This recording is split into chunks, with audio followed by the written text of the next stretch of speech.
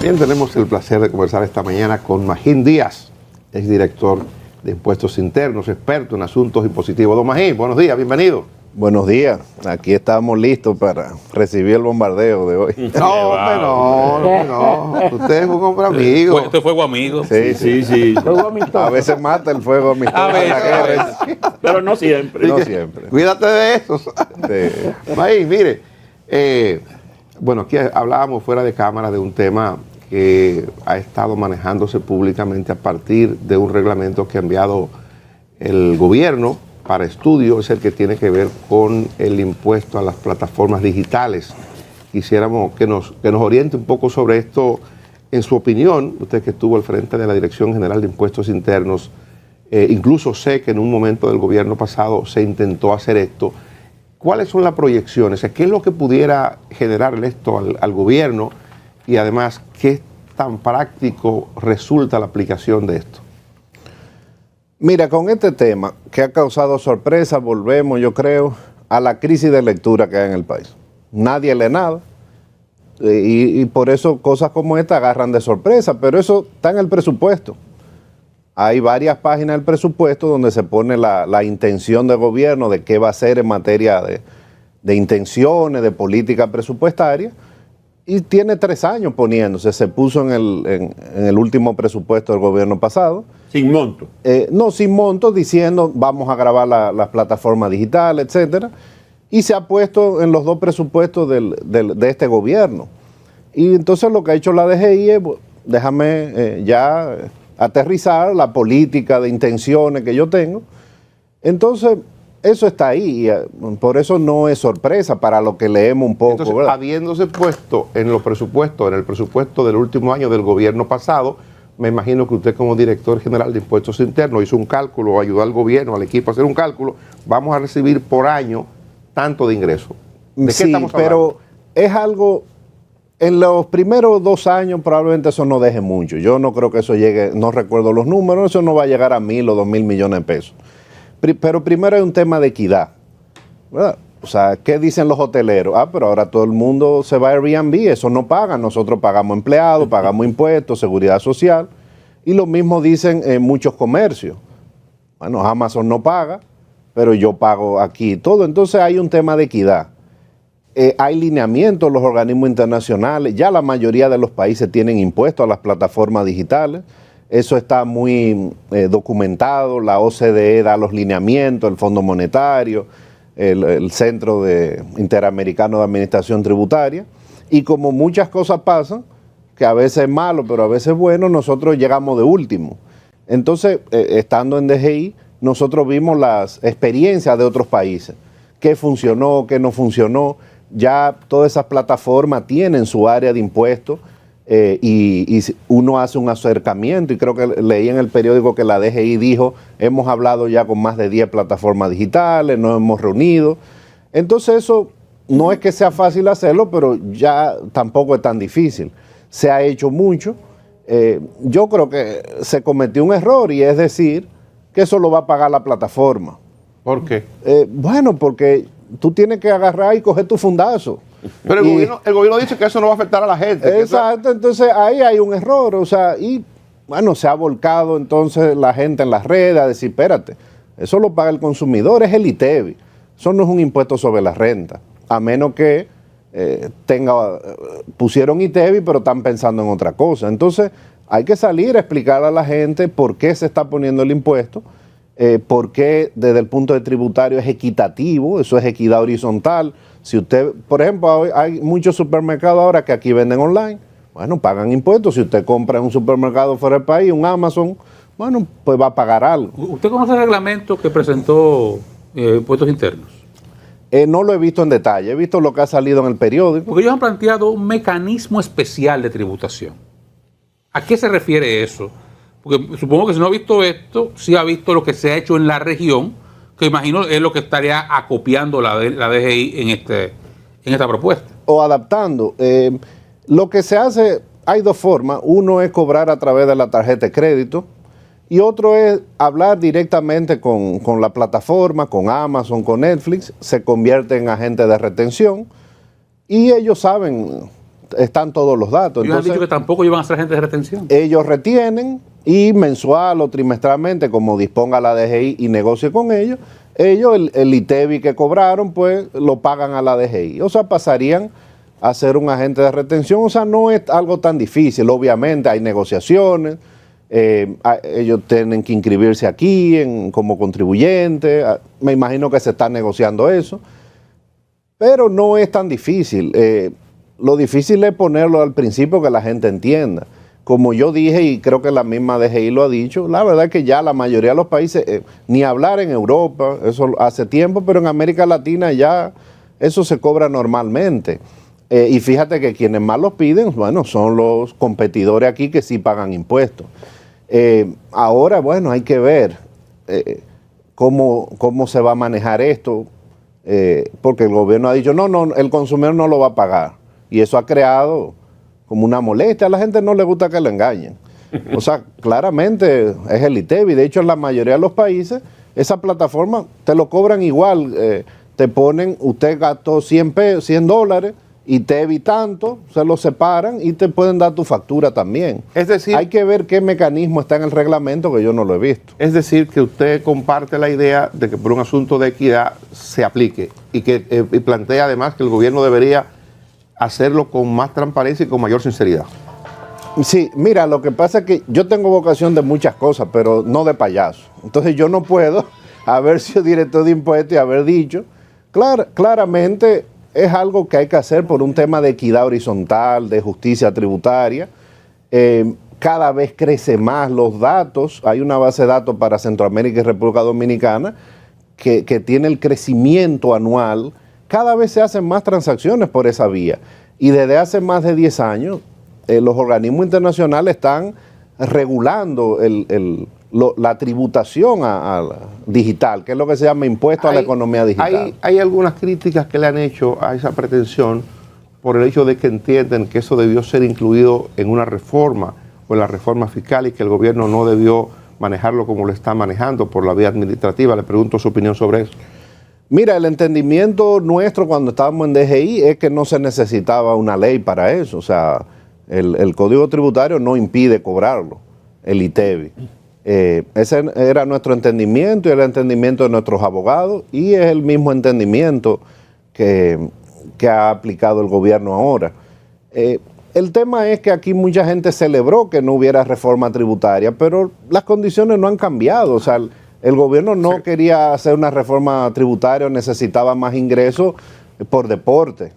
No, es porque hay un problema estructural que no se ha resuelto. Lo de la reforma está planteado como una necesidad. Yo entiendo que sí, claramente. Entonces, bueno, ¿qué está haciendo el gobierno? Bueno, vamos a ver si a través de la vía administrativa, qué medidas están pendientes desde hace años, no se han tomado y vamos a tomarlas.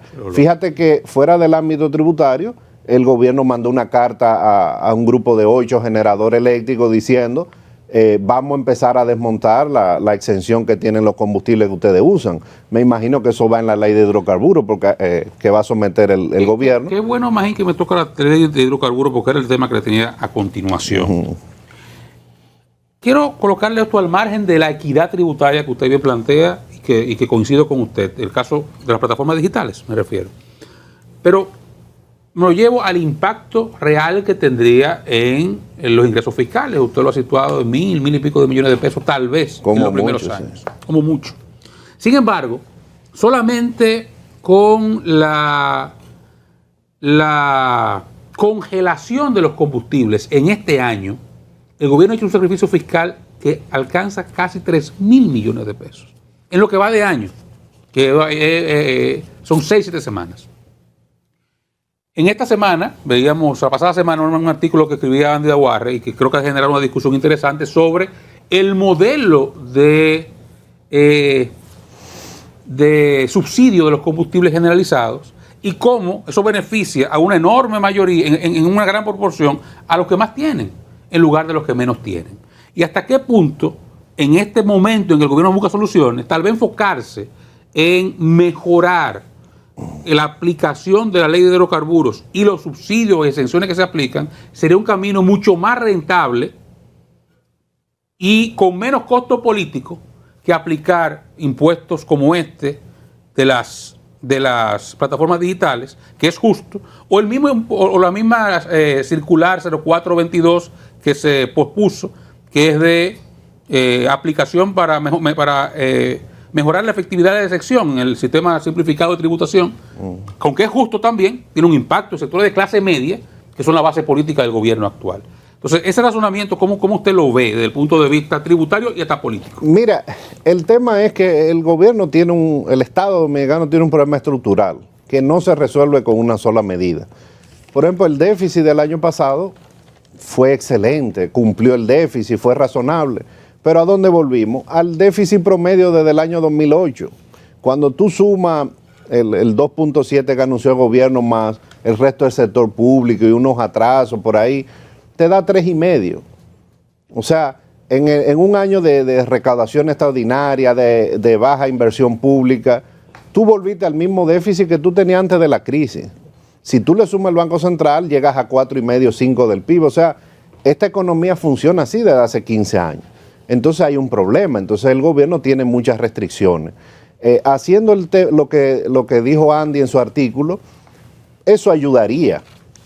Pero eso no te resuelve todo el problema estructural. Ahora, ¿cuál es el tema? Que yo lo he dicho en otros programas. El problema de la focalización a los pobres es relativamente fácil. Eso los economistas lo resolvieron hace décadas. Vamos a quitar un subsidio entero, completamente, porque beneficia más a los ricos. Vamos a subsidiar al 20, 30 o hasta el 40% de los pobres, que lo tenemos identificado. Y eso, por ejemplo, se hizo en el 2008 con Bonogás.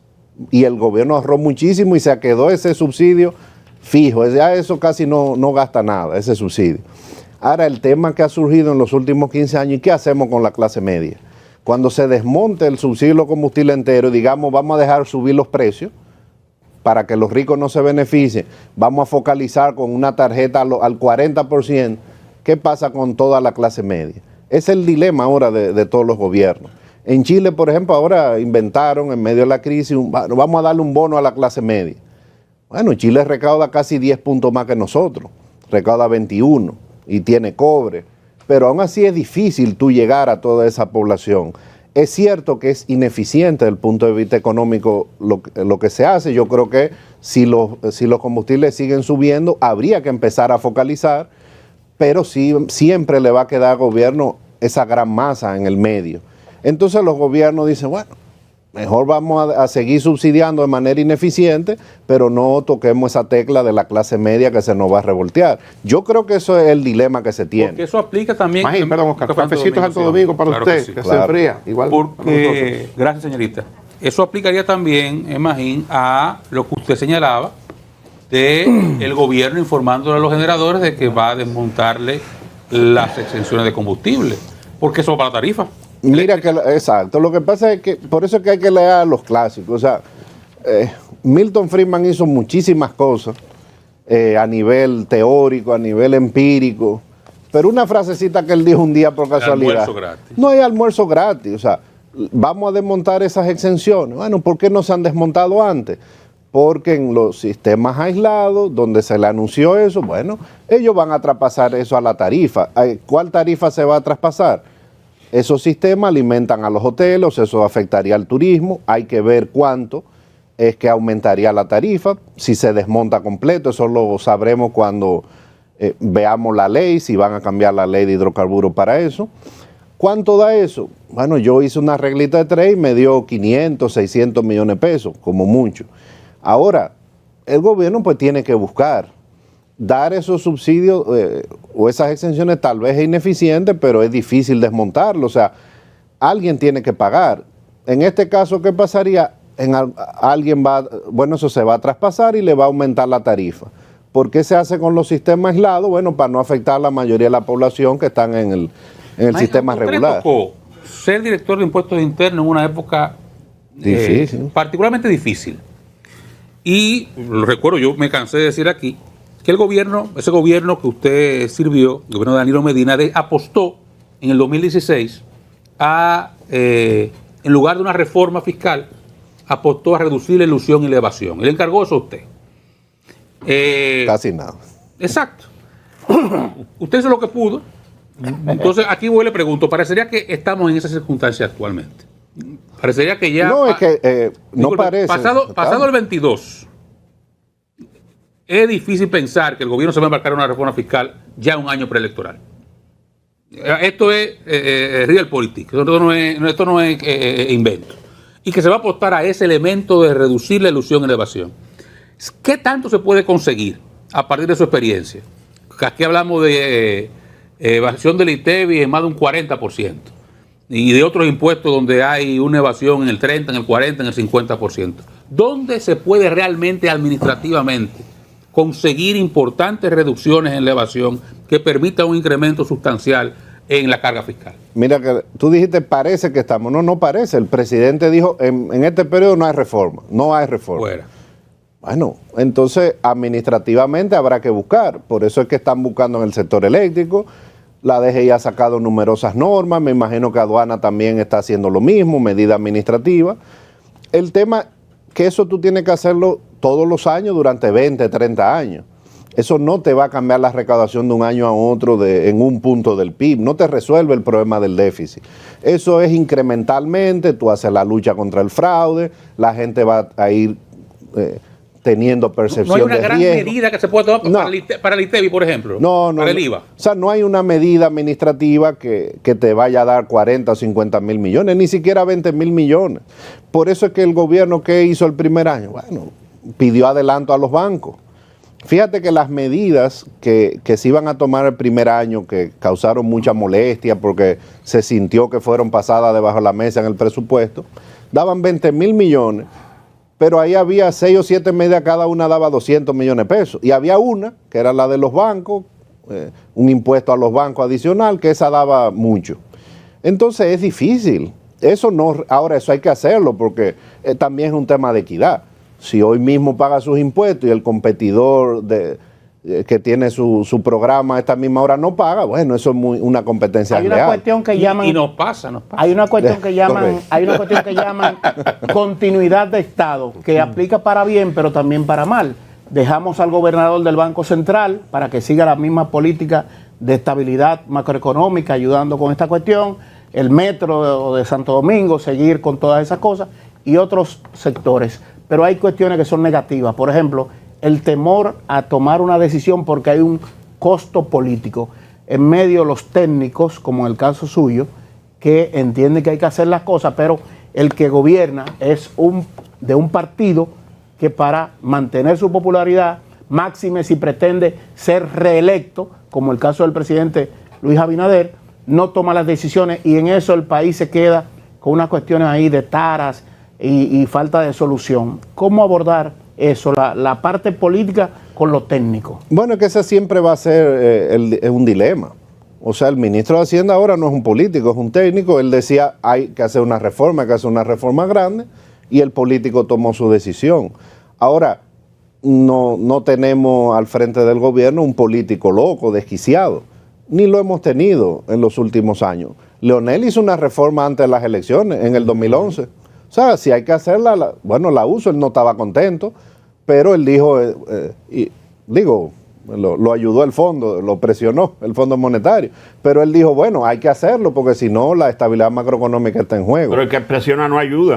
Claro, pero aguantó su golpe político 6 o 7 meses antes de unas elecciones. Entonces, no creo yo que este gobierno, si la situación se deteriora, que uno no está viendo eso, va a dejar de hacer lo que tenga que hacer para mantener la estabilidad. Lo que uno está viendo es que va a ser un gobierno con muchas restricciones.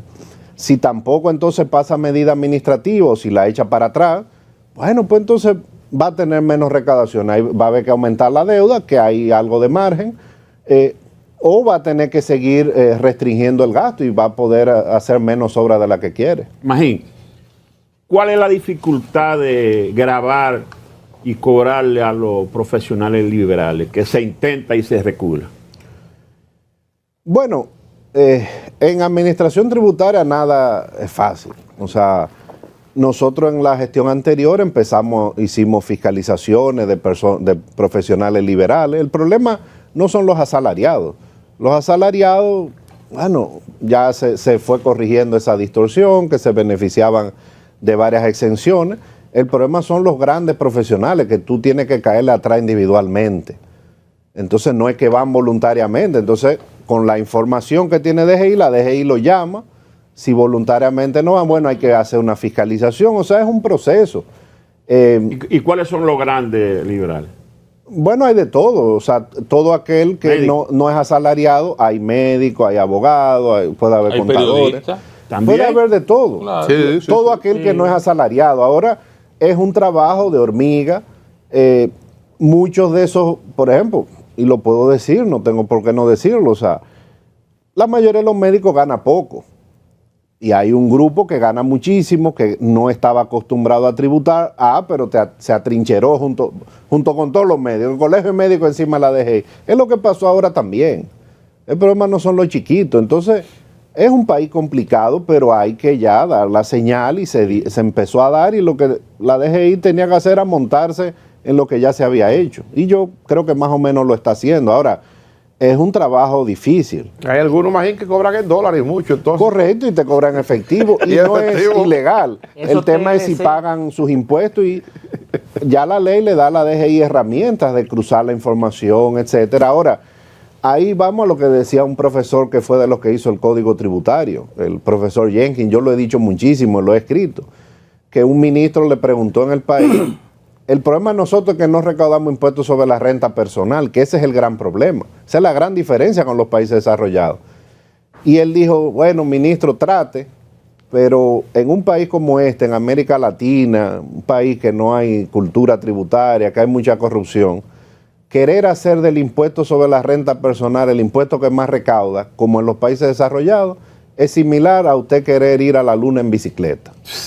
Por eso cuando se hizo esa gran reforma en el 92, que la hicieron profesores de Harvard, los principales gurús del mundo, en esa economía hay que meter impuesto al consumo, que al final los ricos son los que más consumen, y a los pobres tú focalizadamente le das. Ahora, hay una tendencia en el mundo nuevamente a querer cobrar impuestos sobre la renta, pero es muy difícil. Eso fue lo que hizo Colombia. La gente que no lee dice, la reforma en Colombia era generalizar el ITEVI. No, el 70% de la reforma era impuestos sobre la renta. A la persona física. Leí, ¿y qué pasó? Y el ministro, una eminencia, un doctor en economía, duró un año explicándole muy bien, a la calle la gente. Entonces, Casi tú para el gobierno. es Casi, complicado. Mire, Magín, hay una, es muy complicado. Hay una propuesta, un planteamiento que el día pasado hizo una de las personas que asesora al presidente, bueno, específicamente el asesor en materia económica, el Silverio, planteaba hacer la reforma fiscal ahora y aplicarla en el 24. ¿Será posible eso? Mira, yo creo que un presidente ya, si decidió no hacer, políticamente no tienen que hablar de eso ya. Si la quieren hacer por debajo de la mesa, bueno, que la hagan. Que vaya a haber un consenso en el país, yo no lo veo. O sea, ¿cuándo ha habido consenso con reforma? En el 92, que la gente que no sabe empezó a cacarear. En medio de una crisis. Fue una crisis. Una Y al crisis. final no hubo consenso. Balaguer, como era Balaguer, fue un decreto que metió. Y dijo que en lo que se ponen de acuerdo, en lo que se negocia, va por decreto una parte. Y se aprobó la ley un año después. ¿Y usted cree que hay Ahora, condiciones políticas ahora para hacer algo parecido? No, porque yo no veo. Ni tampoco Pero- institucionales. Pero el PLD Otro país. o el Leonel va a decir, sí, vamos a hacer una reforma y vamos a negociarla. Yo no creo. Leonel Pero dice que eso que el Banco decreto Central es- está maquillando la cifra. Correcto, Leonel está Magín, acabando eso hasta fue con el decreto banco. ilegal. Ahora, siempre los gobiernos y la parte técnica deben trabajar en eso y prepararlo. Y tal vez los técnicos entre los partidos, un canal de comunicación o el Congreso, siempre se debe hablar. Hay gente de y ahora trabajar en que eso. usted antes lo escuchaba diciendo otra cosa, lo que están haciendo ahora, y usted se ríe. Pero yo me río todos los días. El crecimiento era malo. ¿Y cuál es la punta de lanza del gobierno? La estabilidad macroeconómica. Criticaban a Héctor Valdés. ¿Quién es que ha mantenido la estabilidad? El mismo Banco Central. Entonces, fíjate, el crecimiento ahora es tan bueno o tan malo como era antes. En un año eso no va a cambiar. Y el crecimiento siempre es bueno. Mire, ¿qué ha sabido Entonces, usted uno se ríe. antes de irnos de algunos de los casos que usted dejó ahí de persecución a grandes evasores? Sobre todo hay un caso famoso, el caso del alcohol, ¿cómo se llama? El trémol. ¿Qué ha pasado con esos casos? Mira, yo he trabajado mucho en el Estado, desde el gobierno Hipólito Mejía, y ocupé diversas funciones. Y yo he aprendido, cuando uno sale de un cargo, se olvidó. Ya yo salí de ese cargo. No guarda ni agradece. No, claro, ya yo salí. Yo cuando salí de crédito público, yo nunca más volví por ahí. No supe de la deuda. Ahora que la estoy, como ahora soy un analista independiente. Cuando tú sales de un cargo, tienes que olvidarte, porque si no te pones loco. No, pero no has sabido nada. Yo no he vuelto a saber de esos casos. Ya eso la DGI lo estará negociando o habrán seguido su curso. Ya eso es un tema de Estado. Eso es un tema que la administración tributaria. Ni para allá voy a decidir. mirar. Gracias, Magín Díaz, por acompañarnos. A ustedes, gracias. Mañana de vuelta a partir de las 5 de la mañana. Gracias.